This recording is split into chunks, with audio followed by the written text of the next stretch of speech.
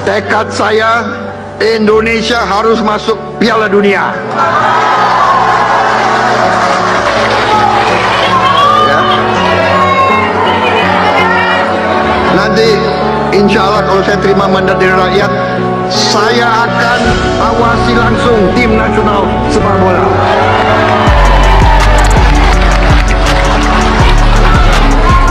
Kalau perlu saya akan tungguin latihan mereka.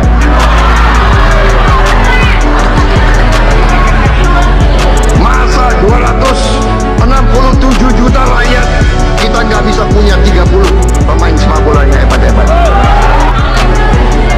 Kalau perlu kita cari pemain-pemain yang hebat, yang keturunan Indonesia yang ada di mana-mana kan banyak, ya kan? Ya kan? Kalau perlu yang mirip-mirip orang Indonesia pun kita rekrut, ya kan? Yang penting merah putih harus berkibar di Piala Dunia. Mencari 20 orang aja main bola susah. Negara yang jauh lebih kecil dari kita, ya. Jumlah penduduknya itu Sierra Leone, Ghana, ya, Nigeria. Kemarin Saudi Arabia bisa ngalahkan Argentina. Saudara-saudara, kapan Indonesia bisa ikut Piala Dunia, saudara? Saudara-saudara, maaf, saya ini pencinta sepak bola, tapi saya nggak sampai hati. Saya tidak mau nonton World Cup. Di TV pun saya tidak mau nonton. Kenapa? Indonesia tidak main. Tapi dalam hati saya ingin buat suatu hari Indonesia ikut Piala Dunia. Salah satu akademi sepak bola yang terbaik di dunia sekarang ada di mana? Sudah tahu? Di Qatar. Di Qatar. Namanya Aspire Academy. Yang terbaik. Banyak anak-anak dari Eropa semua sekarang sekolah di Aspire Academy. Saya sudah minta izin ke pemimpinnya Qatar. Saya minta Indonesia boleh nggak kirim anak-anak kita ke... Oh silakan. Anak-anakku, saudara-saudaraku semuanya, kita harus punya tim yang masuk Piala Dunia, saudara-saudara kalian.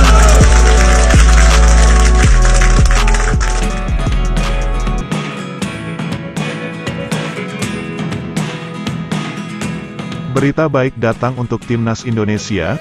Beberapa kabar gembira sesaat laga kedua kontra Vietnam di ajang kualifikasi Piala Dunia 2026 yang digelar di kota Hanoi, Vietnam. Lantas kabar baik apa saja yang menghampiri timnas Indonesia? Berikut ulasannya.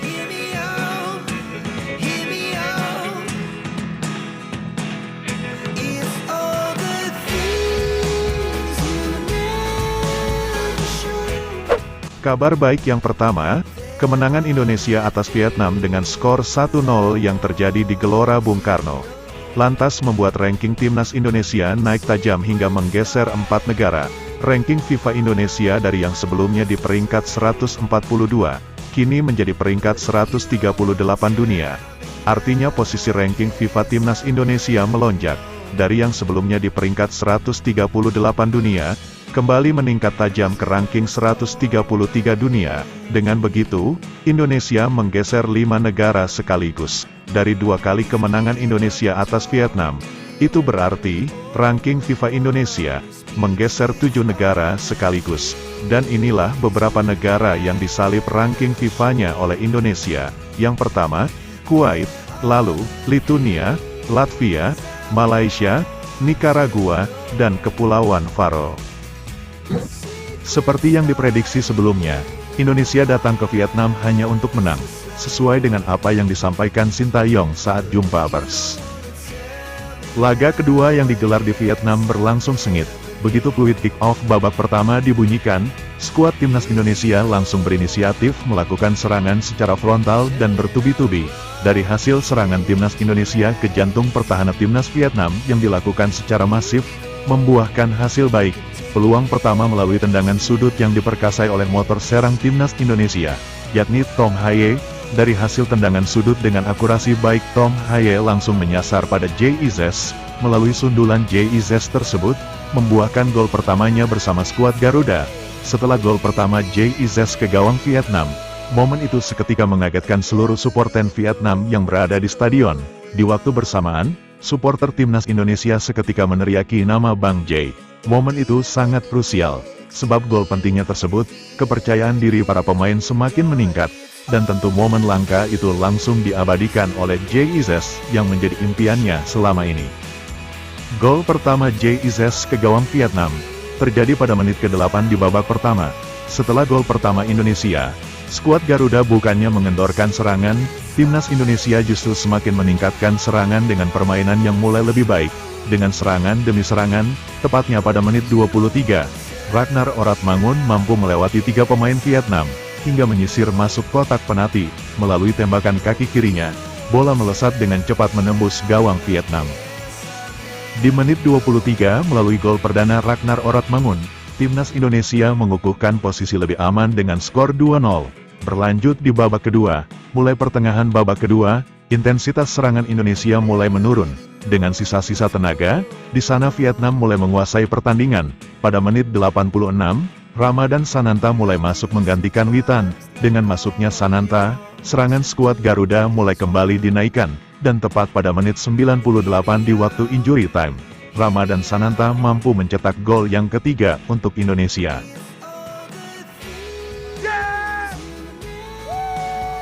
Akhir pertandingan, Indonesia mengukuhkan posisi kedua, dengan kemenangan telak 3-0 atas tuan rumah Vietnam di kandang lawan.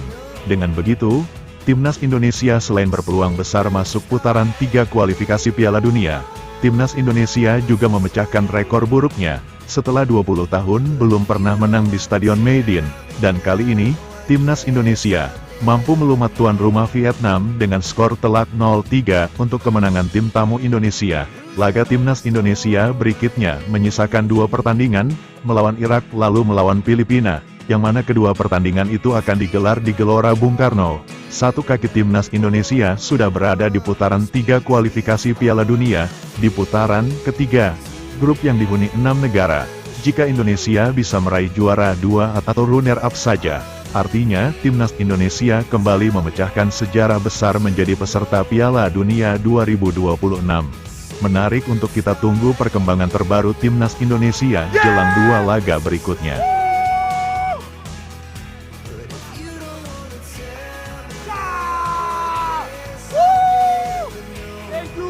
Everybody for supporting us. Thank you. We do this for you, for the fans, for the people, for Indonesia. Berikut kabar baik lainnya.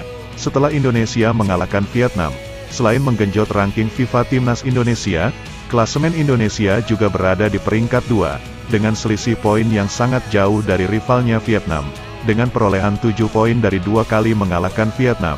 Di pertandingan berikutnya, langkah timnas Indonesia semakin mudah, menyisakan 2 laga, dan kabar baiknya, dari 2 laga itu, semuanya digelar di markas sendiri, menyisakan 2 laga melawan Filipina dan Irak di markas sendiri, dengan perolehan poin yang menjanjikan, tentu membuat kepercayaan diri para pemain semakin tinggi. Dengan begitu, artinya satu kaki timnas Indonesia sudah berada di putaran ketiga kualifikasi Piala Dunia. Lalu kabar baik lainnya, jelang laga melawan Irak dan Filipina, para pemain inti dan pemain keturunan, semuanya dipastikan semakin menyatu dan tentu semakin ciamik, dalam mengolah pola permainan yang jauh lebih berkelas, ditambah kekuatan baru di bawah Mister Gawang, seperti Martin Paes dan Cirus Margono yang sangat percaya diri dengan kualitas yang mereka miliki. Hal tentu semakin membuat para pemain semakin percaya diri dalam memperagakan pola permainan bola-bola pendek dengan permainan 1-2, dengan kehadiran 5 pemain keturunan berkualitas tinggi di Liga Utama Eropa, ditambah dengan kualitas skuad timnas Indonesia sebelumnya, yang tampil begitu percaya diri di Piala Asia lalu. Selain itu, kabar baik lainnya juga datang dari PSSI. Memang untuk sementara ini PSSI belum berencana menambah pemain keturunan. Namun berita itu masih dalam pengembangan. Untuk sementara memang belum menambah pemain keturunan. Namun itu bersifat sementara, tinggal menunggu progres skuad, dan progres pencapaian di ajang ini. Namun jika melihat dari potensi besar timnas Indonesia, satu kaki timnas sudah berada di putaran ketiga kualifikasi Piala Dunia. Bahkan saat ini, sudah ada beberapa pemain Eropa berdarah Indonesia, memberikan respon ketertarikannya membela tanah leluhurnya. Hingga berita ini terbit. Sementara ini lebih dari 9 pemain keturunan memberi kode ketertarikannya membela timnas Indonesia. Untuk itu, PSSI tidak gegabah dalam memutuskan penambahan pemain keturunan. Ada beberapa faktor yang perlu ditinjau. Selain pemain itu harus memiliki jiwa nasional tinggi pada tanah leluhurnya Indonesia, mereka yang akan direkrut juga wajib memiliki kualitas di atas rata-rata, dan tentu hal itu perlu pengawasan yang lebih agar tidak salah dalam menentukan.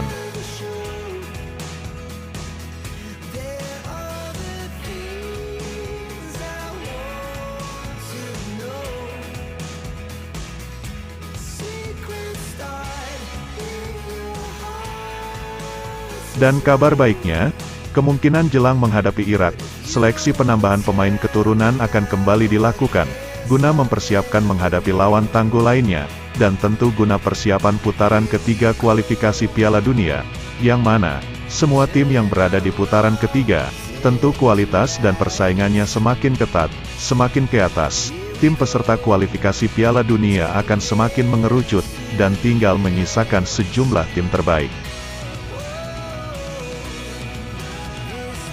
Untuk mengantisipasi dan mempersiapkan itu semua, PSSI gencar meningkatkan kualitas skuad Garuda dari lini per lininya, tidak hanya dari segi materi pemain, level dan kualitas permainan akan terus digenjot PSSI, guna persiapan menuju putaran ketiga, agar dapat bersaing dari 6 tim di putaran ketiga. Target Indonesia setidaknya, minimal mampu merebut juara runner-up dari 6 negara. Kalaupun hasil terburuknya, jika timnas Indonesia gagal merebut juara 2 dari 6 negara, Indonesia masih memiliki peluang di babak playoff. Peluang timnas Indonesia untuk menuju ajang terbesar sejagat yakni Piala Dunia masih sangat besar. Melihat potensi kualitas serta level permainan timnas Indonesia menunjukkan progres yang begitu baik, hal itu sudah terlihat saat kompetisi Piala Asia lalu. Ditambah banyaknya tambahan pemain keturunan yang berkualitas baik di Eropa, menjadikan mimpi rakyat Indonesia bisa berada di Piala Dunia 2026 dapat menjadi kenyataan. Kita tunggu berita terbaru perkembangan timnas Indonesia berikutnya. Sebelum meninggalkan tayangan ini, silakan Anda subscribe channel YT Real ini, agar Anda terus mendapatkan berita perkembangan serta informasi jadwal pertandingan timnas Indonesia selanjutnya. Sampai jumpa di tayangan berikutnya. Bye YT Real.